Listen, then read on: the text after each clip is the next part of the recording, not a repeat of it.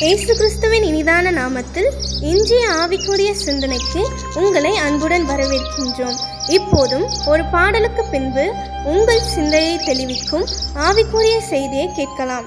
கருணையாய் இதுவரை கைவிடாமலே கண்மணி போல் எம்மை காத்தாரே, கவலைகள் போக்கி கண்ணீர் துடைத்தார், கருத்துடன் பாடிடுவோம். ஆத்துமமே என் முழு உள்ளமே உன் அற்புத தேவனையே சோத்தரி, பொங்கிடுதே என் உள்ளத்திலே பேரன்பின் பெருவெள்ளமே.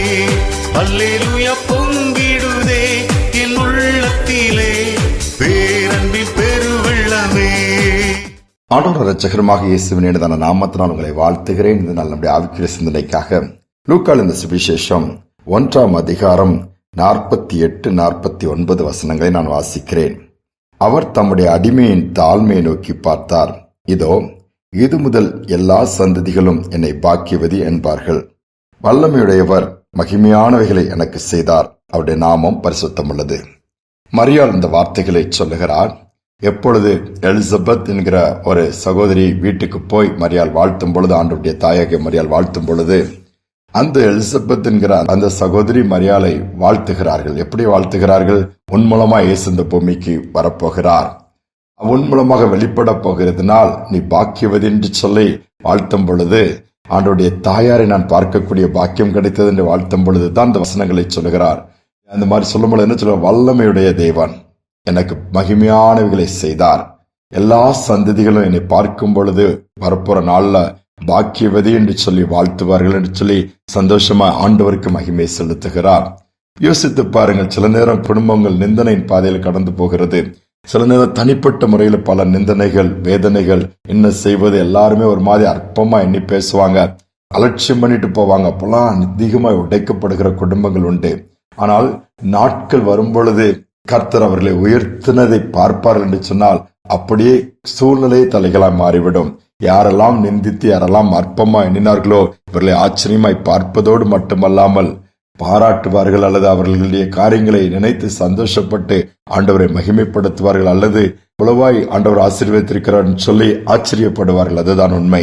இந்த இடத்துல அதைத்தான் சொல்லுகிறார்கள், எல்லா சந்ததியும் என்னை பாக்கியவது என்று சொல்லுவார்கள். ஏன் தெரியுமா? வல்லமையுடைய தேவன் மகிமையானதை எனக்கு செய்தார். அன்னைக்கு நமக்கும் வல்லமையுள்ள தேவன் உண்டு. நீங்கள் ஒருவேளை நஷ்டத்தின் பாதையில் போகலாம், கஷ்டத்தின் பாதையில் போகலாம், அல்லது எப்படி ஆகும், இக்கட்டான நிலைமையில இருக்கிற, அல்லது பெரிய குடும்ப பாரமே என் மேல விழுந்திருக்கு, சுமக்க முடியல, பிள்ளைகளை எப்படி கரை சேர்ப்பேன்னு சொல்லி அங்கலாய்க்கிறீங்களா? நிச்சயமாகவே வல்லமையுள்ள தேவன் இருக்கிறார். அவர் மகிமையானதை செய்து கொண்டு இருக்கிறார். உங்கள் வாழ்க்கையிலும் செய்வார். நிச்சயம் அதை பார்க்க முடியும். ஒரு அருமையான தாயார் இள வயதிலே கணவனை இழந்து விடுகிறார். இதனால் 3 பிள்ளைகளையும் வளர்க்க வேண்டிய ஒரு கட்டாயம் அவர்கள் தலையில் விழுகிறது. இவங்களுக்கு அதிக படிப்பு கிடையாது. ஆங்காங்கு வேலை செய்து பிள்ளைகளை எப்படியாவது படிக்க வைத்து விட வேண்டும் என்று ஒவ்வொரு நாளும் ஆண்டவர் சமூகத்தில் போய் விழுந்து கிடப்பார்கள். அது ஒரு சிறு கிராமம் அந்த தாயார் வாழ்ந்தது. அந்த கிராமத்தில் உள்ள ஆலயத்தில் போய் காலையில போய் முழங்கால் படிட்டுருவாங்களாம். முழங்கால் படிட்டு என் பிள்ளைகளை எப்படி ஆளாக்கணும், எப்படி வளர்க்கணும், எப்படி நடத்தணும் எனக்கு தெரியாது, எப்படிப்பட்ட படிப்பை படித்தான் நல்லதுன்னு எனக்கு தெரியாது, எப்படியும் நீங்க நடத்தி கொடுங்க ஆண்டவரேன்னு சொல்லி ஒவ்வொரு நாளும் அழுது ஜெபித்து ஆண்டவருக்கு ஒப்பு கொடுத்து கிடைக்கிற சொற்ப வருமானத்தில் அந்த பிள்ளைகளை படிக்க வைத்தார்களாம். பிள்ளைகளும் கர்த்தருக்கு பயப்படுகிற பயத்தில் வளர்ந்தார்கள். நாட்கள் வந்தது, தேர்வுகளை எழுத ஆரம்பித்தார்கள். ஒவ்வொன்றிலும் அந்த பிள்ளைகள் நல்ல மதிப்பெண்களை பெற்று முன்னேற ஆரம்பித்தார்கள். நாட்கள் சென்றது, பிள்ளைகள் வளர்ந்து ஒவ்வொருவரும் நல்ல ஒரு முக்கியமான பதவிகளை உட்கார்ந்து விட்டார்களாம். ஒருவன் கலெக்டராய் மாறிவிட்டான், ஒரு பெண் பிள்ளை சென்ட்ரல் கவர்மெண்ட்ல ஒரு முக்கியமான போஸ்ட், இன்னொரு குழந்தை ஸ்டேட் கவர்மெண்ட் சொல்லி அரசாங்கத்துல உயர்ந்த பதவிகளை இவர்கள் வகித்து நல்ல முறையில குடும்பத்தின் தரித்திரம் மாறிட்டு இவர்கள் இன்னொரு பட்டணத்திலே குடியேறி வீடு வசதிகளோடு நன்றாக ஆண்டவர் ஆசீர்வதித்து விட்டார். ஒரு நாள் இந்த 3 பிள்ளைகளும் தன் தாயாரிடம் பட்ட கஷ்டங்கள் எல்லாம் கேட்டு கொண்டிருக்கும் பொழுது, நாங்க சிறு பிள்ளையா இருக்கும்போது அப்பா இறந்து போயிட்டாலும் நீங்க இங்க வளர்த்து ஆளாக்கிட்டீங்க, உங்கள் விருப்பம் என்ன, நாங்கள் அதை செய்யணும்னு சொல்லும் போது அந்த தாய், எனக்கு என்னடா வேணும், எனக்கு தான் எல்லாம் இருக்குதா, அந்த பிள்ளைகளை பார்த்து இல்ல ஏதாவது இருக்கலாம்னு சொல்லும்போது, உங்க வேண்டுதல் இருக்கலாம் சொல்லும்போது, எனக்கு ஒரே ஒரு சின்ன ஆசை, ஒரு நாள் உங்களெல்லாம் சிறு வயதுல கஷ்டப்பட்டு வளர்த்த அந்த கிராமத்துக்கு போனோம். கிராமத்துக்கு போய் என்ன பண்ண முடியும், அங்கதான் நமக்கு ஒண்ணுமே வீடே கிடையாது, அப்பவும் வாடகைத்தானே இருந்தோம். இல்ல அந்த கிராமத்துக்கு போனா அங்க ஒரு ஆலயம் இருக்குது, அப்ப அந்த ஆலயம் சின்னதா இருந்துச்சு, நான் டெய்லி போய் அங்கதான் பாரத்தை இறக்கி வைப்பேன், அங்கதான் ஆண்டவர்ட்ட பிரச்சனைகளை சொல்லுவேன். நமக்கு ஆதரவு யாருமே கிடையாது. அந்த தேவன் தான் இன்னைக்கு இந்த அளவு வல்லமையான காரியங்களை செய்து நம்மளை உயர்த்திருக்கிறாரு, கனப்படுத்திருக்கிறார் சொல்லி கேட்கும் பொழுது ஒன்னும் பிரச்சனை இல்லமா போயிடலாம்னு சொல்லி அதற்கான ஆயத்த பணிகளை வைத்து கார்ல போய் இறங்குறாங்க. எல்லாரும் ஆச்சரியப்படுறாங்க. என்ன ஆச்சரியப்பட்டாங்க, இந்த பிள்ளைகள் நல்ல பொசிஷன் வசதியான நிலைமையில் இறங்கும்போது எல்லாம் ஆச்சரியப்பட்டது மட்டும் நேரம் ஆலயத்திற்கு போய் ஆண்டவருக்கு நன்றி செலுத்திட்டு திரும்பி வரும்போது எல்லாரும் என்ன சொன்னாங்களா, அந்த தாயை பாராட்டுறாங்க.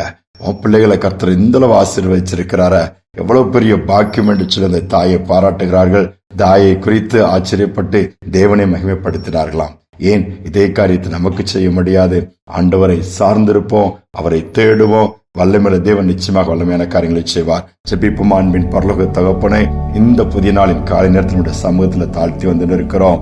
இம்மட்டம் நடத்தினவர், பெரிய காரியங்களை செய்தவர், தொடர்ந்து செய்ய நீர் வல்லவரா இருக்கிறீர். ஒருவேளை குடும்பத்துல இன்னைக்கு வேதனையோடு கடந்து போகலாம். தனிமைப்படுத்தப்பட்டு விட்டேன், பிள்ளைகளை எப்படி வளர்ப்பதில், அல்லது என் கணவன் இழந்து விட்டேன், அல்லது மனைவி இழந்து விட்டேன், அல்லது குடும்பத்தில் இழப்புகளை சந்தித்துக் கொண்டிருக்கிறேன், பிள்ளைகளுடைய நிலைமை என்ன செய்வதென்று தெரியவில்லை, வேலை வாய்ப்பு இல்லாமல் தடுமாறுகிறார்கள், வசதி இல்லாமல் பணம் கட்ட முடியாமல் ஃபர்தரா படிக்க வைக்க முடியும், பல இக்கட்டுகள்ல நெருக்கங்கள் இருக்கலாம். கர்த்தர் அதை பார்த்து இந்த நாளில இறங்கி பிள்ளைகளுடைய எதிர்காலம் உடைய கரத்தில் இருக்கிறது, எங்களுடைய எதிர்காலம் உடைய கரத்தில் இருக்கிறது, இதை நேர்த்தியாய் செய்து முடித்து உடைய நாமத்தை மகிமைப்படுத்துவீராக.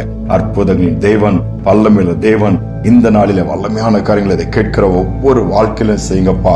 ஒருவேளை அவர்களால் முடியாதவைகள் ஏராளம் இருக்கலாம், முயற்சி எடுத்து தோற்று போனவைகள் ஏராளம் இருக்கலாம், உதவிகள் அற்றுப்போன நிலைமையில் இருக்கலாம். பரலோகத்தின் தேவன் ஒத்தாசை அனுப்பி இப்பொழுது அற்புதங்கள் நடக்கட்டும், மகிமையான காரியங்கள் நடக்கட்டும், நாமம் உயர்த்தப்படட்டும். தாழ்த்தி ஒப்புக்கொடுக்கிறேன். துதிகனமையுமே ஏற்றுக்கொள்ளும் இயேசுவின் நாமத்தில் பிதாவே, ஆமேன், ஆமேன். வல்லமையுள்ள தேவன் நமக்கு இருக்கிறார். நிச்சயமாகவே அவர் மகிமையான காரியங்களை நமக்கு செய்வார். இந்த சிந்தனையோடு இந்த நாளை தொடருவோம். மீண்டுமாய் நாளை தினம் சந்திப்போம்.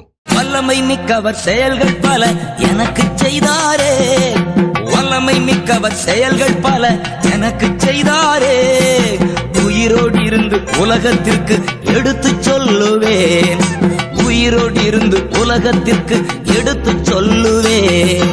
கர்த்தரையே துதிப்பேன், காலமெல்லாம் துதிப்பேன், கர்த்தரையே துதிப்பேன், காலமெல்லாம் துதிப்பேன். வல்லவர் நல்லவர் கிருபை உள்ளவர் என்றே பாடுவேன், வல்லவர் நல்லவர் கிருபை உள்ளவர் என்றே பாடுவேன்.